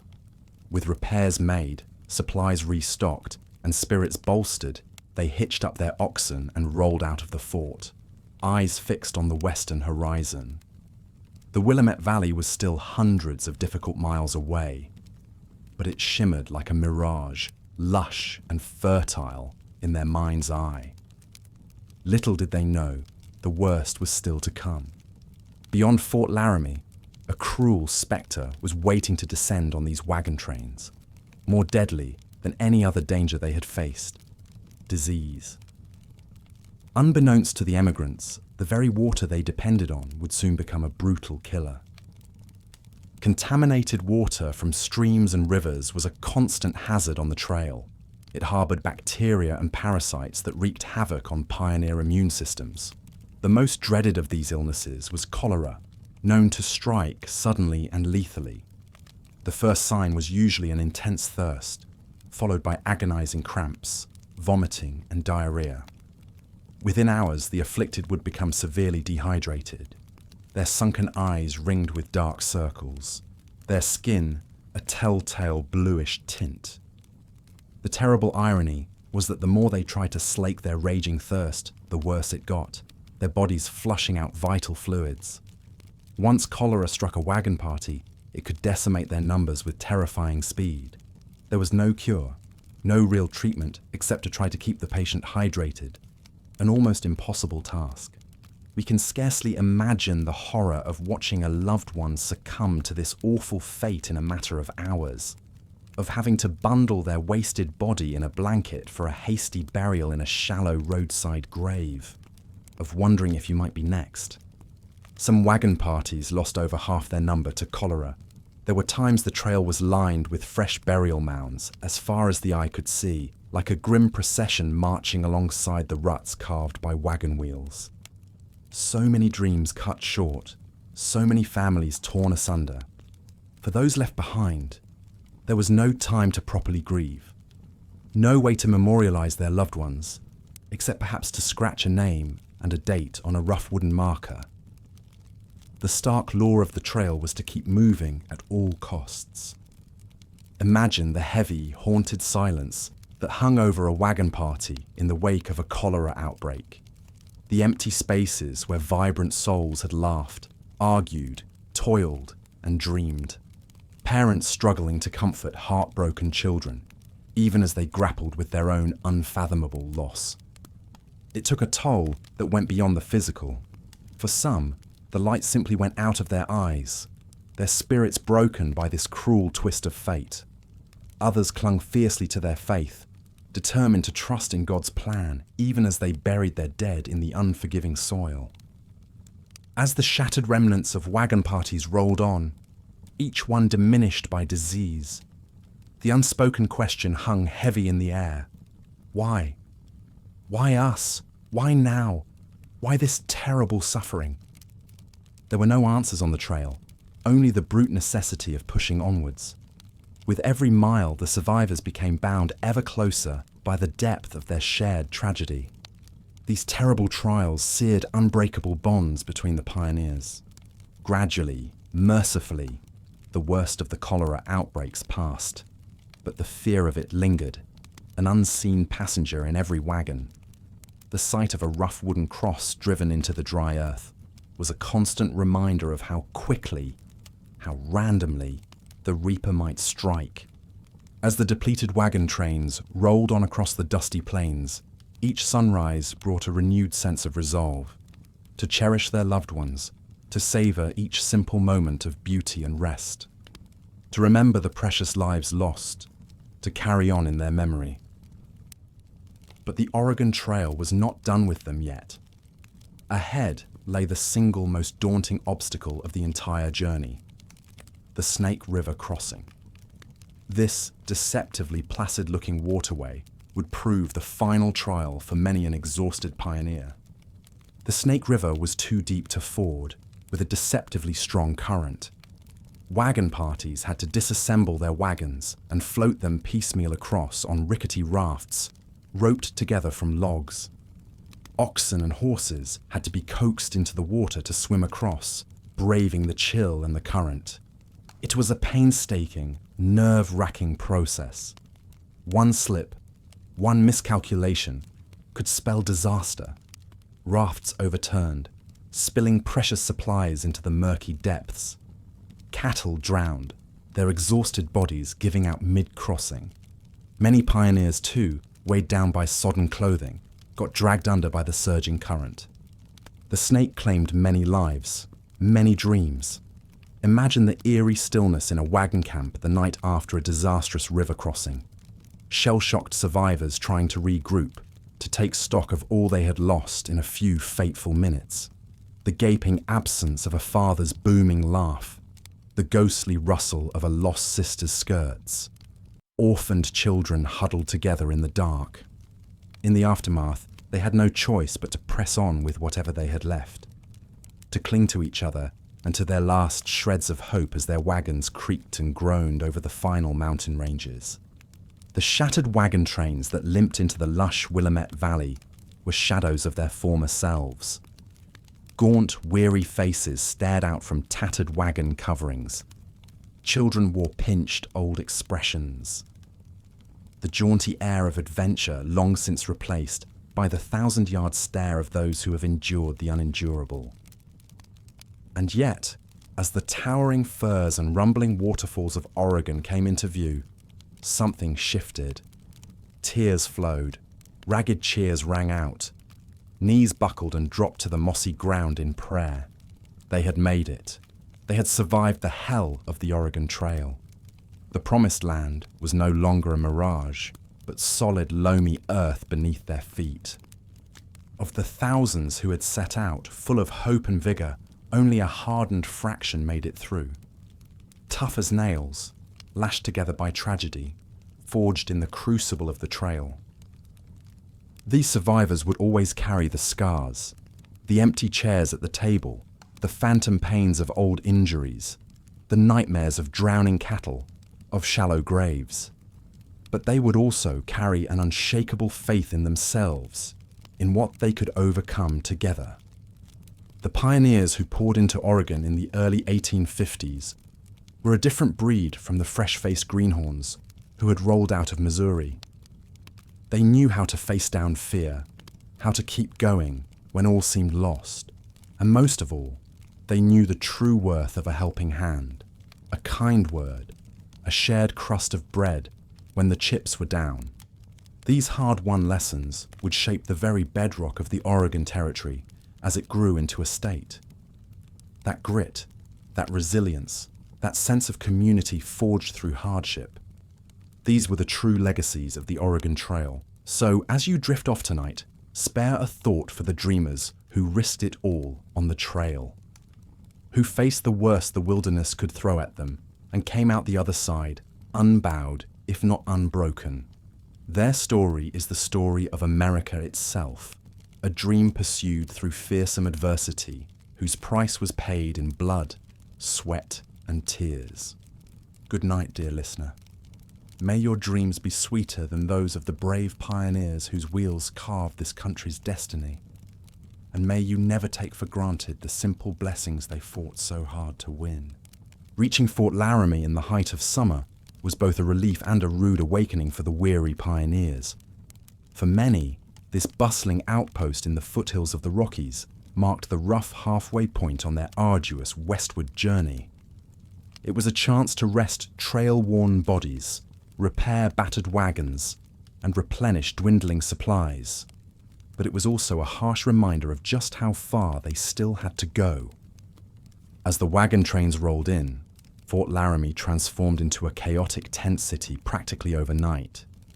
The normally tranquil parade grounds swarmed with exhausted families setting up temporary camps. Hardened soldiers watched bemusedly as greenhorn pioneers dickered and bartered, trading away precious heirlooms for exorbitantly priced flour, salt pork, and coffee. The clamor of hundreds of voices, the whinny of horses and lowing of oxen, and the smoke of countless campfires rose over the adobe walls. But for all the commotion, there was an undercurrent of tension between the newcomers and the fort's rugged inhabitants. Fort Laramie may have been a beacon of civilization out in the wilderness, but it played by its own rules. Card sharps, liquor peddlers, and horse thieves plied their trades among the naive pilgrims, leading to heated confrontations and the occasional gunfight. The hard-bitten soldiers had little patience for greenhorns who thought they were above the law of the frontier. One such unlucky soul was a young man by the name of Jake Thompson. Brash, boastful, and quick to take offense, Jake had been a thorn in the side of his wagon train since they set off from Independence. He shirked his duties, picked fights with the other men, and made crude advances on the womenfolk. The train's leader had been looking for an excuse to be rid of him, and Fort Laramie would give him the perfect opportunity. It didn't take long for Jake to find trouble. After a few too many nips of rock-gut whiskey, he got into a heated argument with a grizzled fur trapper over a card game. Fists flew, tables were overturned, and the whole sordid affair spilled out into the parade ground. In his drunken state, Jake made the mistake of taking a wild swing at a cavalry officer who tried to break up the fight. That was all the excuse the soldiers needed. They pounced on Jake, beating him senseless with rifle butts and dragging him off to the stockade. The next morning, bruised and bloodied, he was unceremoniously thrown out of the fort's gates with a stern warning never to return. His wagon master flatly refused to let him rejoin the train, tossing his meager belongings out into the dirt. Jake Thompson had finally worn out his welcome. With no horse, no supplies, and 800 miles of wilderness ahead of him, his fate was as good as sealed. For the rest of the pioneers, the incident was a sobering reminder that there could be no tolerance for troublemakers on the trail. With the toughest part of the journey still to come, the only way they would survive was by looking out for each other. As the wagon trains rolled out of Fort Laramie, leaving a chastened Jake in their dust, a grim determination settled over the company. The Rockies loomed on the horizon, their snow-capped peaks a daunting yet alluring sight. There could be no turning back now. As much as Fort Laramie represented a respite, it also forced upon the pioneers a moment of reckoning. With the most harrowing leg of the journey ahead, each man, woman, and child had to look deep within themselves and decide if they had the grit to press onward. Practically every emigrant guidebook and trail journal had warned them of the perils to come. The blistering alkali flats, the treacherous mountain passes, the parched desert stretches with nary a drop to drink. It would take every ounce of strength, courage, and luck to make it through. Some decided they simply weren't cut out for the hardships ahead. A few wagon loads of weary, disillusioned families turned around at Fort Laramie, preferring to retrace the 800 miles back to their old lives in the east, rather than risk the great unknown of the west. Others sought to improve their odds by pooling their resources, combining their wagons and livestock with those of other families to form larger, stronger traveling units. Better to cast one's lot with strangers than to go it alone in hostile country. But for the vast majority, there was no question of quitting, even if the way forward was more daunting than ever. These hardy souls had not come this far, endured this much, to be cowed by a few mountains and deserts. The verdant promised land of Oregon still beckoned, and they would reach it or perish in the attempt. And so, with a mixture of anxiety and resolve, the wagon trains bid farewell to the relative safety of Fort Laramie and ventured forth into the wild. Even for the most stout-hearted pioneer, the desolation of the trail beyond Fort Laramie was enough to shake one's resolve. Almost immediately, the vibrant green prairies gave way to the desiccated badlands of Wyoming, a seemingly endless expanse of dusty flats, naked buttes, and bizarre rock formations. It was a landscape utterly inimical to human habitation, offering precious little in the way of sustenance or comfort. The most disheartening sight of all was the Platte River, the emigrants' constant companion since crossing the Kansas River hundreds of miles ago. Where once it had flowed wide, swift and clear, now it had shriveled into a sluggish, brackish stream, its waters barely fit for livestock, let alone parched human throats. The cottonwoods and willows that lined its banks grew ragged and sparse, offering scant shade from the relentless sun overhead. To make matters worse, the intense heat and aridity took a brutal toll on the pioneers' draft animals. Oxen that had already hauled the wagons 1,000 miles grew gaunt and listless, their hooves cracked and split by miles of tramping over sun-baked earth and jagged rocks. Horses fared little better, many falling prey to the dreaded alkali poisoning as they grazed on tainted grass along the trail. With each passing mile, it became a more common sight to see a dead or dying beast left by the wayside, its carcass picked over by opportunistic coyotes and vultures. For the emigrants, there was little to do but press grimly onward, rationing their water and watching their livestock waste away before their eyes. Many took to walking alongside the wagons to spare the teams, their boots wearing through and clothes rotting off their backs. Dust was their constant companion, invading eyes, ears, nose, and throat, turning food gritty and sleep elusive. The shimmering heat played tricks on the eyes, conjuring mirages of lakes and rivers that dissolved upon approach into nothing but more cruel desert. Yet through all the hardships, the pioneers endured. They pushed themselves to the brink of human endurance, and then pushed a little harder, sustained by sheer grit and the stubborn belief that a better life lay just over the horizon. When water ran low, they dug down into the dry stream beds to fill their barrels with what muddy liquid they could find. When the sun beat down mercilessly, they soaked their bonnets and hats in any damp patch of ground to stave off heat stroke. And when the bone weariness threatened to overwhelm them, they took heart from small acts of kindness and camaraderie among the company. Perhaps no one embodied this spirit of resilience more than young Sarah and Ethan Cooper. Orphaned on the trail when cholera claimed their parents, the brother and sister duo had been taken in by a neighbouring family in the wagon train. Though barely in their teens, Sarah and Ethan pulled their weight, and then some, rising before dawn to cook breakfast, collecting buffalo chips for fuel throughout the day, and staying up late to help repair torn harnesses and wagon wheels. At night, huddled together under a threadbare blanket, they would talk in whispers about the farm they would someday have in Oregon, with rich soil, a snug cabin, and a clear stream for fishing. No matter how grim things got, they never let go of that dream.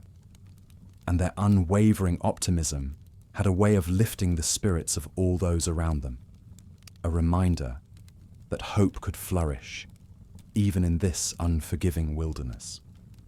So the wagon train limped onward, mile by grueling mile, across the sun-scorched barrens of the Platte River Road. The blue mountains shimmered on the far horizon like an impossible mirage, a wall of granite and ponderosa pine standing between the emigrants and their promised land. To reach them would take a feat of sheer human gumption and perseverance. But if any group was up to the challenge, it was this stalwart band of pioneers, for they knew that the Oregon Trail would demand nothing less than everything they had, and they were prepared to give it. Cholera swept through wagon trains like an invisible assassin, striking suddenly and showing no mercy. The telltale symptoms, diarrhea, vomiting, sunken eyes, instilled dread in the hearts of pioneers. In the 1850s, one fateful year saw the trail nearly grind to a halt as thousands fell ill. Imagine the despair of a mother watching her child slowly fade, powerless to help. Or the grim task of a husband burying his young wife in a shallow grave, knowing he must press on without her. Doctors were scarce on the trail, and even if one was present, the treatments of the day, like bleeding or mercury pills, often did more harm than good. The very land seemed to conspire against the emigrants. In the dry stretches, good water was hard to come by. Thirsty pioneers would drink from stagnant pools or wells contaminated by the waste of those who had passed before. And so the sickness spread, leaping from one wagon to the next. A Massachusetts family, the Bixbys, learned this hard truth in the cruelest way. The eldest daughter, Sarah, was the first to succumb, struck down in the night. They buried her at dawn beside the Platte River. 2 days later, both little ones were gone as well. The parents were left to stumble on in a daze of grief. In the face of such loss, pioneers clung to their faith and to each other. They held makeshift trailside services, tears mingling with the dust on their cheeks. Prayers and hymns drifted over the vast open country. As one diarist wrote, "We have no other solace out here in this desolate land." Some took solace in simple acts of humanity. There are accounts of emigrants halting their journeys to nurse the sick from other wagon trains. Women would stay up all night tending to the afflicted, even while their own families waited. It was a reminder that even in the darkest of times, the light of compassion could not be extinguished. Yet as much as they mourned, the pioneers knew they had to keep moving. With heavy hearts, they would bury their dead, often marking graves with only a rough wooden cross or pile of stones. They had to trust that God would watch over the souls laid to rest in the wild. The Oregon Trail was a crucible that tested the pioneers physically, mentally, and spiritually. For every joyful reunion in Oregon, there were untold stories of loss along the way. Every mile traversed was a testament to the resilience of the human spirit in the face of unimaginable adversity. After months of toil and tragedy, the emigrants' toughest trial lay ahead: the daunting crossing of the Snake River. This formidable waterway, with its strong currents and steep banks, was a fearsome sight for weary travellers. Many chose to hire native guides or pay for risky ferries rather than brave the crossing on their own. But even these weren't foolproof. In 1854, a ferry near Fort Boise capsized, claiming 18 lives. Most victims weren't even recovered for burial. Imagine the somber mood that would descend over a wagon train in the wake of such a catastrophe. The usual sounds of chatter, pots clanking, children playing, all replaced by an eerie, mournful quiet. A pall that even the steady thud of hooves and creak of wheels couldn't lift. For those who did muster the courage to ford the river, it was an ordeal they'd not soon forget. Wagons would be slowly floated across, some buoyed with crude rafts or emptied of their contents. Animals would have to swim alongside. All it took was one slip, one hole, and precious cargo could be lost to the roiling waters. William Newby, a pioneer of 1843, vividly recounted the terror. "My horses were soon swimming, and the current so swift that it took them far down the river. The wagon filled with water but did not sink. I had my hands full to keep my team from drowning and my family from a watery grave." Even after a successful crossing, the shaken emigrants had to take stock of what the river had taken from them. Soaked belongings, ruined provisions, drowned livestock. Each loss was a fresh wound to people already battered by the harrowing journey. Yet through some miracle of the human spirit, they carried on. Pressing forward over the parched, unforgiving terrain, eyes fixed on the western horizon. Driven by dreams, or perhaps by the knowledge that they had nowhere to turn back to. For the pioneers, to cross the Snake was to confront their own mortality, their fragility in the face of nature's might. It was a passage through shadow, a strange sort of baptism from which they emerged forever changed. And still the wagons rolled, ever closer to the promised land.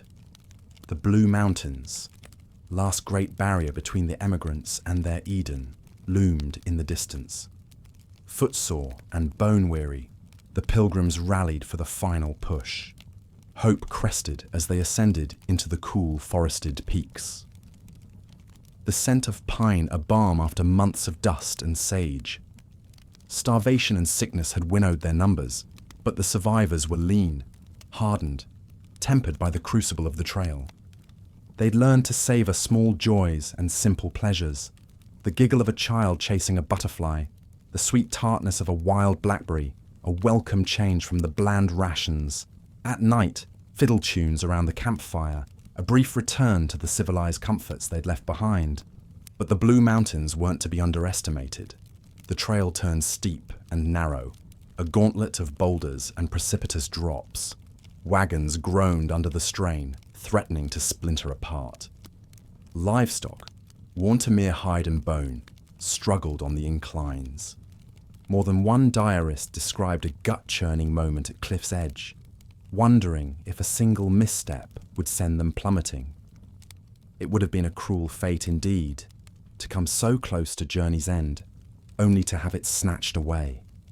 At last, after a tortuous passage, the emigrants crested the final pass and gazed down in wonder. There, unfurled before them, was the lush splendor of the Willamette Valley. Virgin soil as far as the eye could see, verdant and dew-kissed, ripe with promise. Tears flowed freely as it sank in that they'd made it, that Oregon was no longer a fever dream, but a reality they could run their hands through.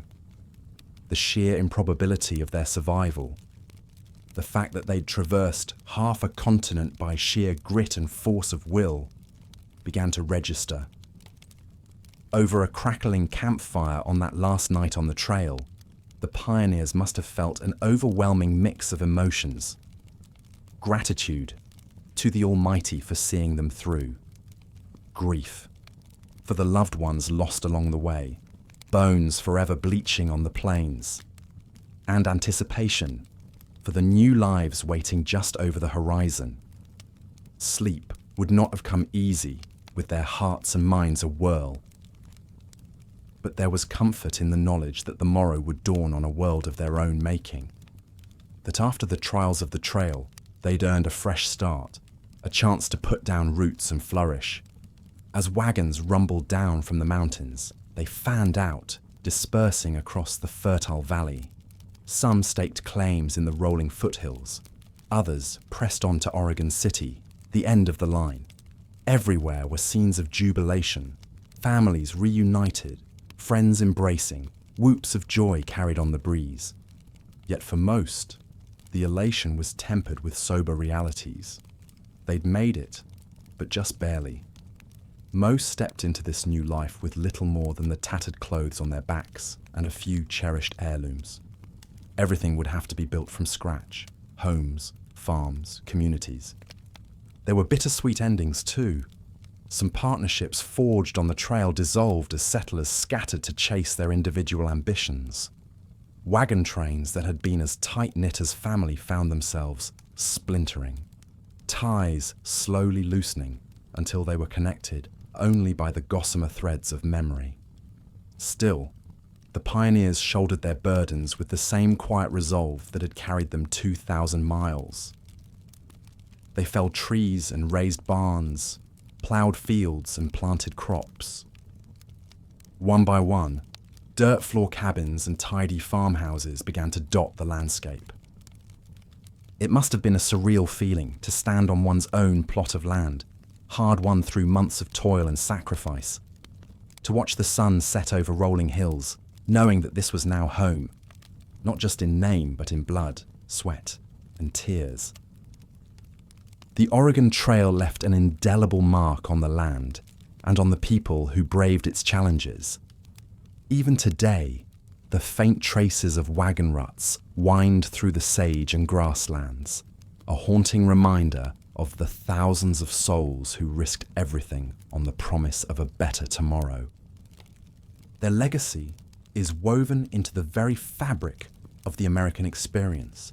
It echoes in our notions of rugged individualism, in our idealization of the pioneer spirit. We see it in our belief in manifest destiny, that ancestral conviction that this land was ours for the taking. But perhaps most enduring is the lesson of resilience in the face of adversity, of the indomitable nature of hope, that force that propels us ever forward, even through the darkest of nights. In their struggles and their triumphs, the pioneers embodied that quintessential American creed, that with enough grit and determination, any obstacle can be overcome. As you drift off to sleep, take a moment to marvel at their courage, their fortitude, their sheer force of will. Imagine the creaking of wagons, the lowing of oxen, the soft murmur of voices around a flickering campfire. Let the vastness of the frontier fill your mind's eye, a canvas of infinite possibility. And if you find yourself facing your own hardships, your own steep and rocky trails, draw strength from their example. Remember that you too are made of stern stuff, that you carry within you that same ember of resilience. The Oregon Trail may be consigned to history, but its spirit lives on, in the dreams we chase, the challenges we overcome, the futures we forge. So take heart, dear listener, and know that you are part of a grand tradition, a lineage of dreamers and doers stretching back to those long-ago wagon trains. As you slip into slumber, let the tale of the Oregon Trail be a reminder that no matter how daunting the journey, there's always hope on the horizon. And with each new dawn, we are given the chance to steer our wagons towards a brighter tomorrow. From all of us here, thank you for joining us on this journey through history. If you enjoyed this bedtime story, we'd be most grateful if you could like and subscribe. Consider it your way of throwing an extra sack of flour in our wagon. Until our next adventure, may your trails be smooth, your burdens light, and your dreams as wide as the western sky. Good night.